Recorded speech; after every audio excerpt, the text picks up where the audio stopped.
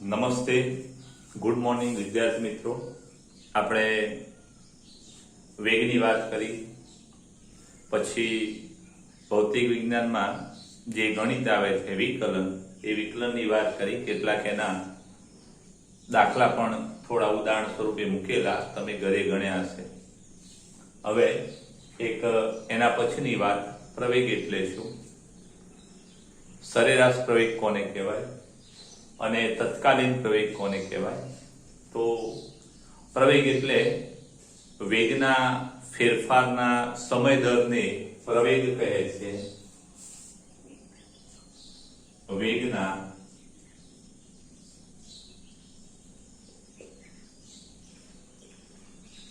ફેરફારના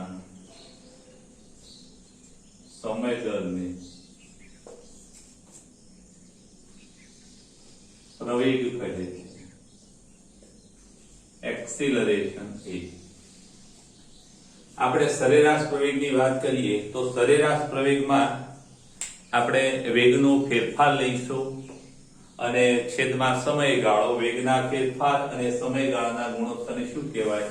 તો કે એ સમયગાળા માટે સરેરાશ પ્રવેગ. એટલે સરેરાશ પ્રવેગ કોને કહેવાય? તો કે વેગના ફેરફાર આપેલા સમયગાળામાં વેગના ફેરફાર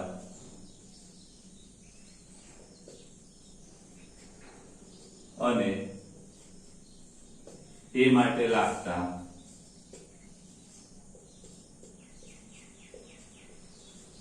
સમયગાળાના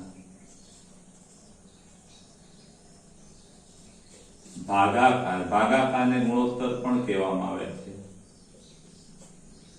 ભાગાકારને અથવા ગુણોત્તરને સરેરાશ પ્રવેગ કહે છે.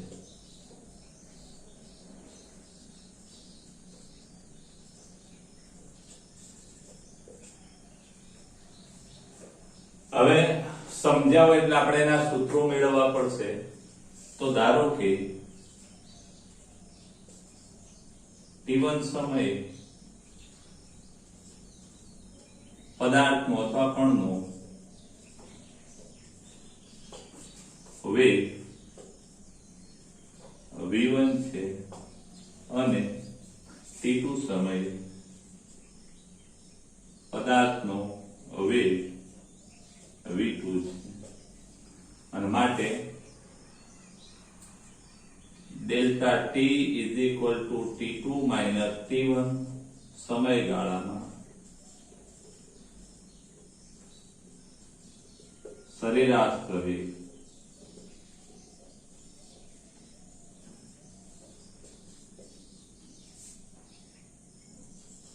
જેને a12 કહીશું સરેરાશ. તો કે વેગમાં થતો ફેરફાર v2 માઇનસ v1, વેગમાં થતો ફેરફાર v2 માઇનસ v1 અને સમયગાળો t2 માઇનસ t1 થાય. આને ડેલ્ટા v ભાગ્યા ડેલ્ટા t પણ કહેવાય. સમીકરણ નંબર આપણું આ એક. સરેરાશ પ્રવેગ એ સદિશ રાશિ છે. એ વેગના ફેરફારની દિશામાં હોય છે. જો વેગનો ફેરફાર ધન હોય તો પ્રવેગ પણ ધન હોય, વેગનો ફેરફાર ઋણ હોય તો પ્રવેગ પણ ઋણ હોય. હવે તત્કાલીન પ્રવેગ કોને કહેવાય? વચ્ચે ટેક્સ્ટમાં ખાસ યાદ રાખજો કે વચ્ચે એક આલેખની પાછી વચ્ચે વાત આવી જાય છે. એટલે ખાસ યાદ રાખજો, પ્રશ્ન પૂછાય તો પ્રશ્નની રીતે જ લખાય, એમાં પછી આલેખની વાતો વચ્ચે ના આવે. એટલે સરેરાશ પ્રવેગ આવો છે. એટલે આમાં આપણે આ સમયગાળો ખૂબ નાનો લઈએ તો જે પ્રવેગ મળે એને આપણે તત્કાલીન પ્રવેગ કહીશું. તે જ ક્ષણનો પ્રવેગ. જેવી રીતે વેગમાં પણ આપણે વેગના સરેરાશ વેગના સૂત્રમાં ડેલ્ટા t ખૂબ નાનો લીધેલો, સૂક્ષ્મ, ત્યારે અહીંયા આપણને કયો તત્કાલીન વેગ મળેલો. એમ અહીંયા તત્કાલીન પ્રવેગ શોધવો હોય તો ડેલ્ટા t શૂન્ય વત્તા નાનો, ખૂબ નાનો લેવો પડે. એટલે આપણે એમ કહી શકીએ કે સમીકરણ 1 પરથી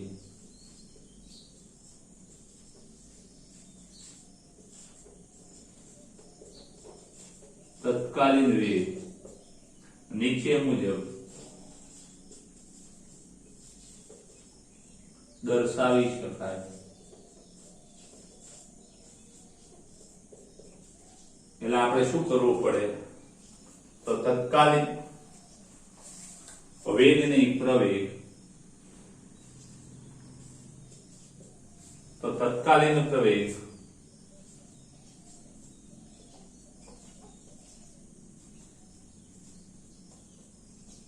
એ બરાબર શું થાય? તો કે જમણી બાજુ સમયગાળો ડેલ્ટા છે એ કેવો લેવો પડે? શૂન્યવત નાનો અથવા ખૂબ નાનો લેવામાં આવે, અતિ સૂક્ષ્મ. તો સમયગાળો ખૂબ નાનો લેવામાં આવે તો delta V by delta T અહીંયા. અને ખાસ યાદ રાખજો, આગળના લેક્ચરમાં ભણ્યા કે ડેલ્ટા ટી ખૂબ નાનો હોય તો અહીંયા delta V by delta T ની જગ્યાએ આપણે ડીવી ભાગ્યા ડીટી કહીશું. સમીકરણ નંબર આપણો 2. જે તત્કાલીન પ્રવેગ છે, જે તત્કાલીન પ્રવેગ છે, ડીવી બાય ડીટી ને શું કહેવાય? તો ખાસ યાદ રાખજો, ડીવી બાય ડીટી એને શું કહેવાય? કે v નું t પ્રત્યેનું અથવા t ની સાપેક્ષમાં વિકલન.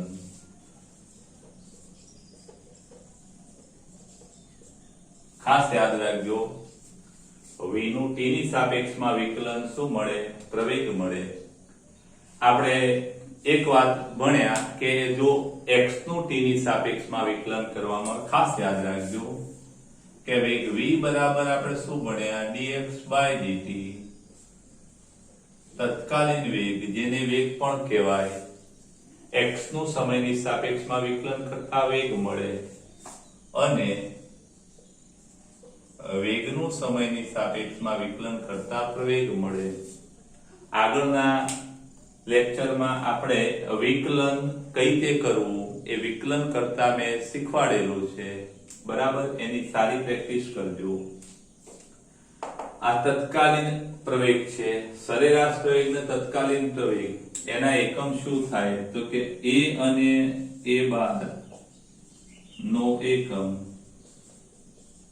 વેગનો એકમ મીટર પર સેકન્ડ અને ભાગ્યા સમય એટલે મીટર પર સેકન્ડ સ્ક્વેર. પારિમાણિક સૂત્ર પણ આવડી જવું જોઈએ. મીટર એટલે લંબાઈ l અને સેકન્ડ એટલે ટાઈમ t એટલે l1 t - 2. એટલે આ પ્રવેગ વિશે જરા ખાસ આ પ્રશ્ન આવો પૂછાય, પ્રવેગ એટલે શું, સરેરાશ પ્રવેગને તત્કાલીન પ્રવેગ સમજાવો, તો તમારે આ નહીં લખતા પણ આટલી વસ્તુ સારી લખી દેવાની. એકમ પૂછાય તો લખવાનું.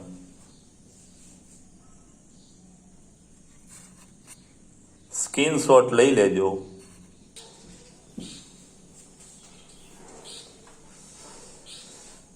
આલેખની એક વાત છે એ પણ કરી નાખીએ. ખાસ યાદ રાખજો, આ જે આલેખ છે એ તમારી ચોપડીમાં 3.7 છે, પેજ નંબર 44 પર. ખાસ યાદ રાખજો, આ પેજ નંબર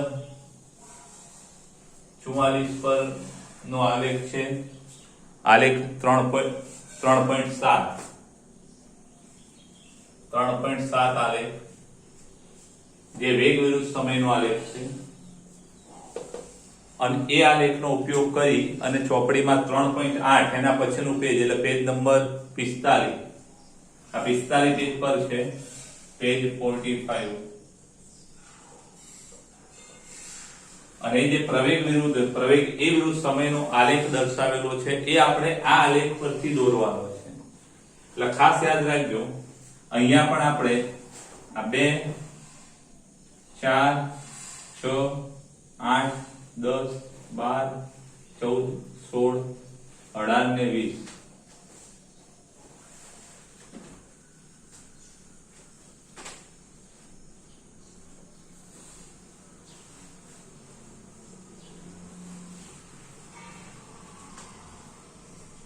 20 સેકન્ડ સુધી પ્રવેગ વિરુદ્ધ સમયનો આલેખ આપણે દોરવાનો છે. તો જરા જુઓ, અહીંયા 0 છે. મેં અહીંયા લાલ લીટીઓ બનાવેલી છે એટલા માટે કે એક્ઝેક્ટ વેલ્યુ ક્યાં કઈ છે એ આપણને ખબર પડે, ચોપડીમાં ખ્યાલ નહીં આવે. તો 0 થી 10 સેકન્ડમાં ખાસ જુઓ કે 10મી સેકન્ડે એનો વેગ 24 છે. એટલે આપણે એના માટે ગણતરી કરીએ તો 0 થી 10 સેકન્ડ માટે 0 થી 10 સેકન્ડ માટેનો સરેરાશ પ્રવેગ કેટલો થાય? તો 0 થી 10 સેકન્ડ માટે સરેરાશ પ્રવેગ કેટલો થશે? તો કે વેગનો ફેરફાર, ખાસ ધ્યાન રાખજો કે અહીંયા 0 સેકન્ડ માટે t1 0 સેકન્ડ અને v1 કેટલા? તો કે 0 અને 10 સેકન્ડે 24 છે એટલે t2 10 સેકન્ડ માટે v2 કેટલા? 24 છે મીટર પર. તો સરેરાશ પ્રવેગ કેટલો થાય આ 10 સેકન્ડમાં? તો ખાસ યાદ રાખજો v2 v1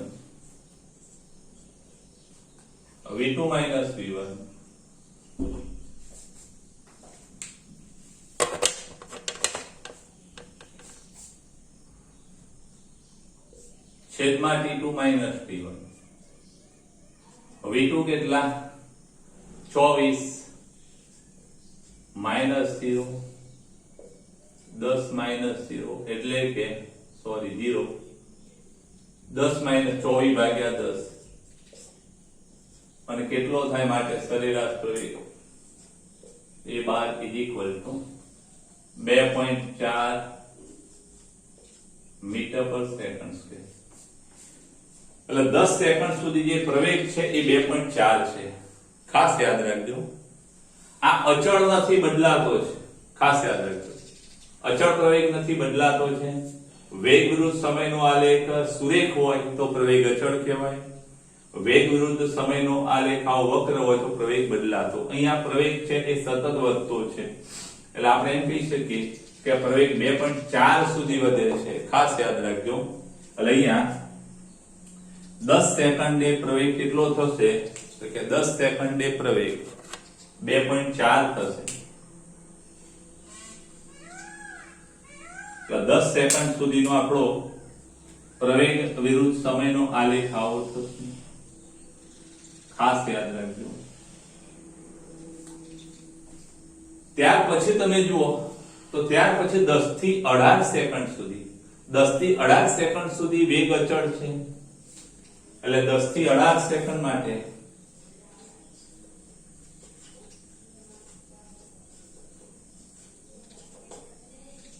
v બરાબર અચળ. વેગ અચળ છે, વેગ છે જો વેગ અચળ અને વેગ અચળ તો પ્રવેગ કેવો?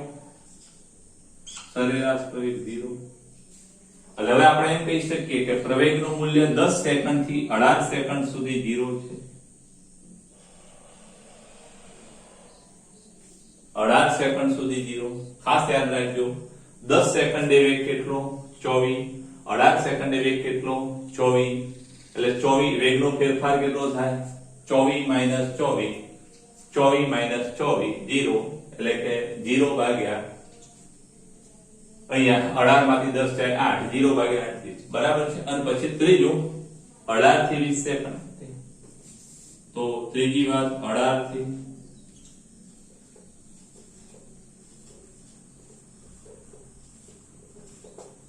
પ્રવેગ કેટલો થાય? તો કે સરેરાશ પ્રવેગ બરાબર. ખાસ ધ્યાન રાખજો 20 સેકન્ડ અને 18 તો અંતિમ સમય 20 કહેવાય, પ્રારંભિક સમય 18 કહેવાય. તો 18 સેકન્ડે વેગ કેટલો છે? 0. એટલે વેગ 0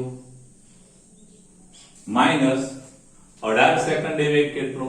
તો 24 માઈનસ 24 છેદમાં સમયગાળો કેટલો? કે 20 માઈનસ 18. ખાસ યાદ રાખજો આમાં v1 કેટલા? v1 24 મીટર પર સેકન્ડ, v2 0 t1 18 સેકન્ડ અને t2 20 સેકન્ડ.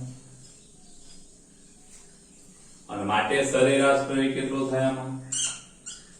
-24, 20 માંથી 18 જાય 2, એટલે કે -12 મીટર પર સેકન્ડ થાય,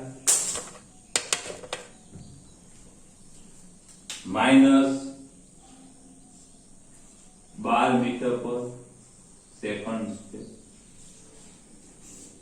હવે આ જે પ્રવેગ છે, ખાસ યાદ રાખજો, વેગ વિરુદ્ધ સમયનો આલેખ સુરેખ હોય તો પ્રવેગ અચળ હોય, અને આ પ્રવેગ ખાસ ધ્યાન રાખજો, અહીંયા પ્રવેગ વધતો છે એટલે પ્રવેગ સતત વધતો 2.4 થાય છે, અને ત્યાર પછી 2.4 થયા પછી વેગ અચળ છે, વેગ અચળ એટલે પ્રવેગ 0, ત્યાર પછી સુરેખ છે, સુરેખ હોય એટલે પ્રવેગ અચળ હોય, વેગ વિરુદ્ધ સમયનો આલેખ સુરેખ હોય તો પ્રવેગ અચળ હોય, આવો સુરેખ હોય તો પ્રવેગ ધન કહેવાય, આવો સુરેખ હોય તો પ્રવેગ ઋણ કહેવાય. એટલે અહીંયા પ્રવેગનું મૂલ્ય કેટલું મળ્યું? -12. તો -12 એટલે કે -12 નું લેવલ આ છે આપણું, ખ્યાલ આવી ગયો? તો છેક 18 સેકન્ડ સુધી એવું રહેશે, એટલે સોરી 18 થી 20 સેકન્ડ સુધી, એટલે 18 સેકન્ડે અહીંયા આપણે લાલ પેનથી એનું લેવલ બતાવીએ તો આવું થશે. તો 18 સેકન્ડે 18 થી 20 સેકન્ડ માટે પ્રવેગ કેવો? અચળ.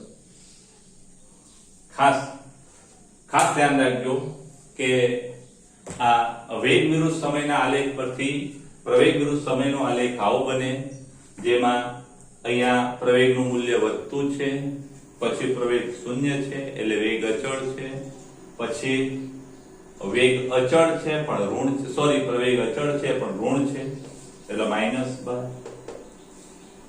ખાસ એક વાત આના પરથી યાદ રાખજો કે વેગ વિરુદ્ધ સમયનો આલેખ આપેલો હોય તેમાં પ્રારંભિક અને અંતિમ સ્થાનો પરથી આપણે સરેરાશ પ્રવેગ શોધી શકીએ. જો એ સુરેખા હોય તો એ જે સરેરાશ પ્રવેગ છે એ અચળ પ્રવેગ થાય. આટલી વસ્તુ જરા તમે સ્ક્રીનશોટ લઈ લેજો, ટેક્સ્ટમાં છે બરાબર સમજી લેજો, ટેક્સ્ટમાં પણ આ વસ્તુ છે.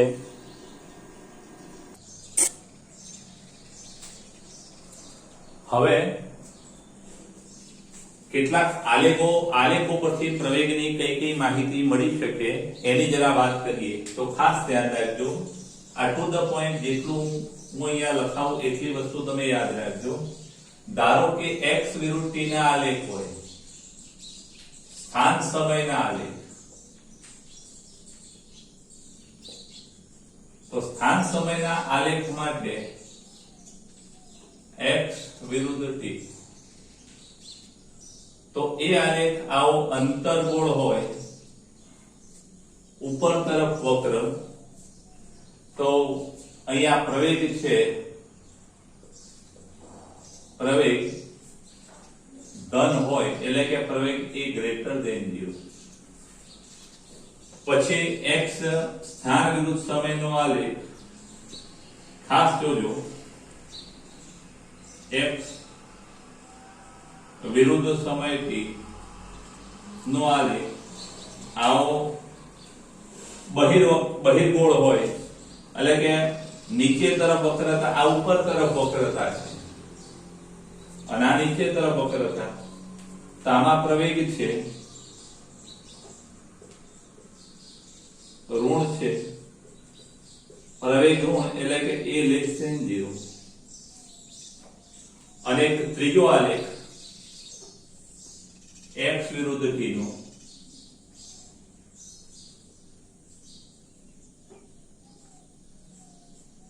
સુરેખ હોય તો વક્રતા છે જ નહીં, અને વક્રતા છે જ નહીં તો પ્રવેગ ધન પણ ના કહેવાય, પ્રવેગ ઋણ પણ ના કહેવાય, એટલે કે પ્રવેગ એ કેવો? 0. એટલે ખાસ યાદ રાખજો, સ્થાન સમયનો આલેખ હોય અને સુરેખ હોય તો પ્રવેગ 0. ખાસ ધ્યાન રાખજો, x વિરુદ્ધ t ના આલેખમાં સુરેખ હોય તો વેગ અચળ, અને વેગ અચળ એટલે પ્રવેગ 0. અહીંયા વેગ સતત વધતો છે, પ્રવેગ ધન, અહીંયા વેગ સતત ઘટતો છે, પ્રવેગ ઋણ. અને એક બીજી વાત, v વિરુદ્ધ t ના આલેખ, વેગ v વિરુદ્ધ સમય t ના આલેખ, તો vt ના આલેખમાં એક આલેખ આપણો આવો છે, વેગ v વિરુદ્ધ સમયથી. તો vt નો આલેખ એક આવો છે. અહીંયા આવા આલેખ માટે ખાસ યાદ રાખજો કે આ 0 સમય છે અને આ કોઈ t સમય આપણે વાત કરીએ. આ ટૂંકક રેખા આપણે લાલ પેનથી દોરી કરીએ.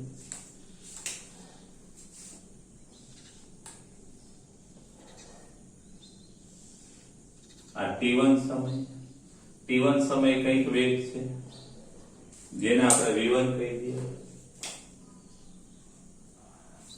આ ખાસ ધ્યાન રાખજો, આમાં વેગ અચળ છે, વેગ v અચળ,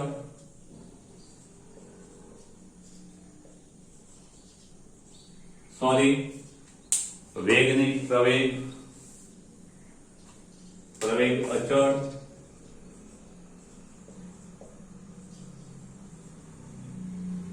ધન, જો આમ હોય તો ધન, આમ હોય તો ઋણ, પ્રવેગ ધન. અને કઈ દિશામાં ગતિ કરે છે? તો કે પહેલા ચરણમાં એટલે ધન x દિશામાં ગતિ કરે છે.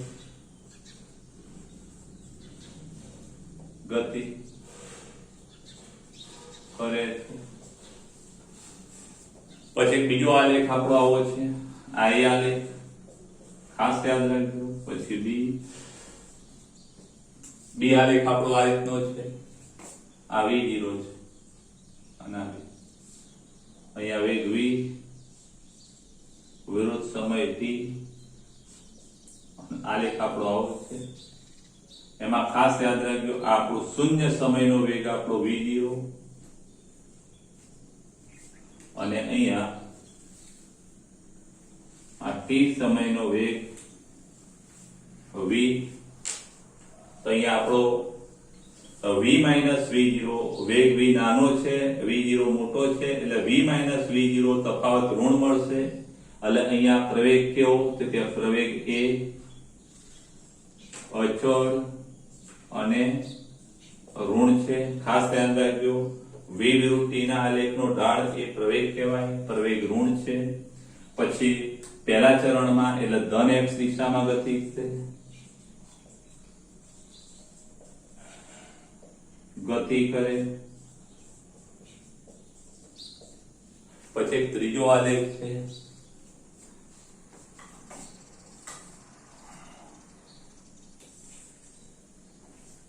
અને એ આલેખ આવો છે, આ v0, આ v, આ જે અક્ષ છે આપણી v છે.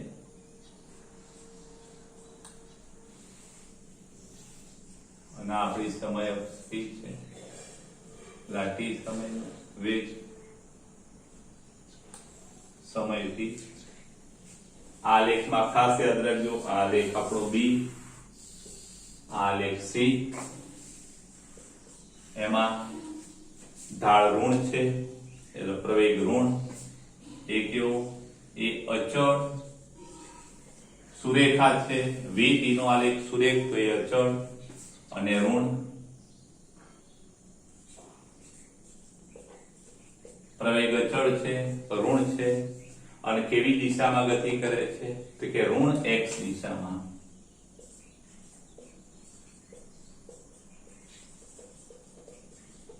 ગતિ કરે.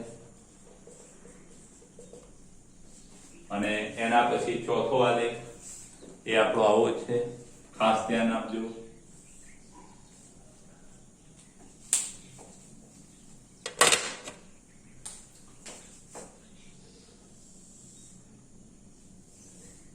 અહીંયા વેગ v,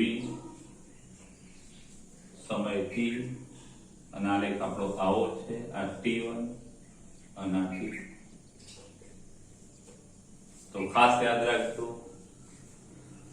અહીંયા t1 સમય સુધી પ્રવેગ ઋણ, t2 સમય સુધી પ્રવેગ ઋણ. એટલે આપણે એમ કહી શકીએ કે અહીંયા પ્રવેગ a કેવો છે? પ્રવેગ a અચળ અને ઋણ છે. પ્રવેગ અચળ અને ઋણ છે. t1 સમય સુધી v વિરુદ્ધ t નો આલેખ પહેલા ચરણમાં એટલે ધન x દિશામાં ગતિ કરે અને પછી ઋણ x દિશામાં ગતિ કરે એટલે t1 સમય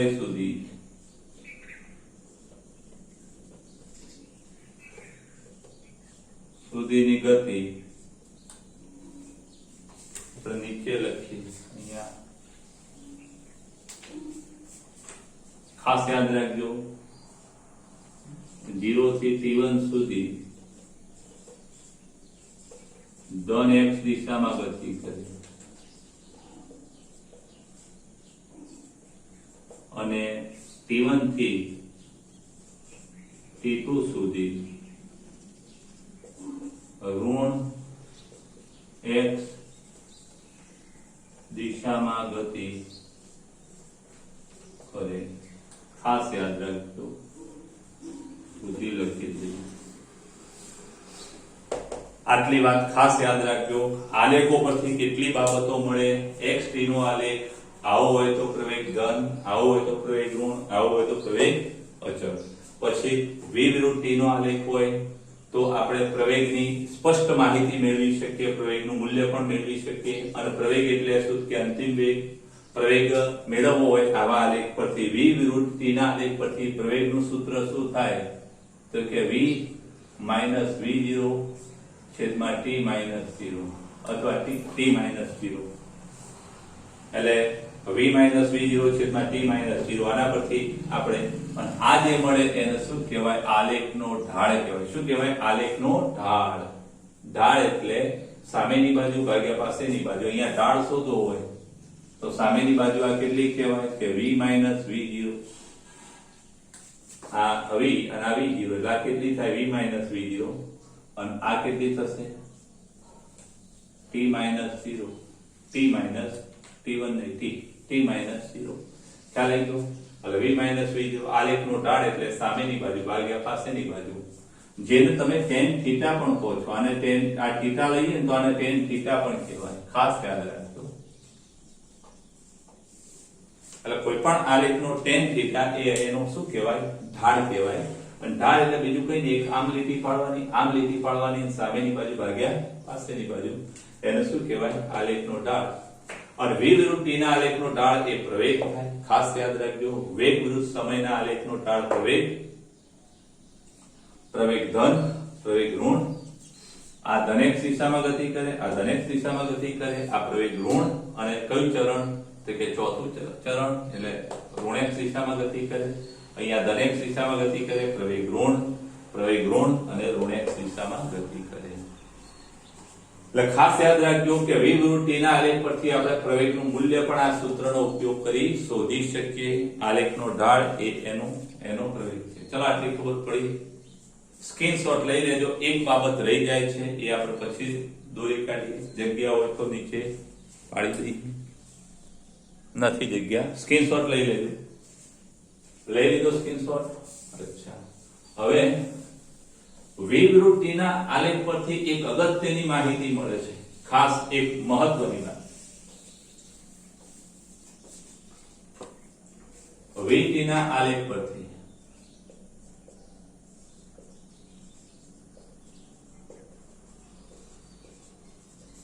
સ્થાનાંતર અને પથ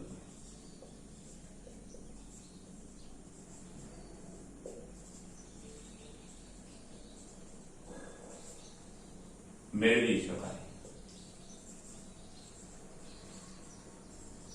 કઈ રીતે મેળવાય એ જરા જોઈએ તો ખાસ ધ્યાન રાખજો કે વેગ v વિરુદ્ધ સમયથી નો આલેખ આપ્યો હોય તો v વિરુદ્ધ t ના આલેખમાં v વિરુદ્ધ t ના આલેખનું જે ક્ષેત્રફળ છે આ v વિરુદ્ધ t ના આલેખનું ક્ષેત્રફળ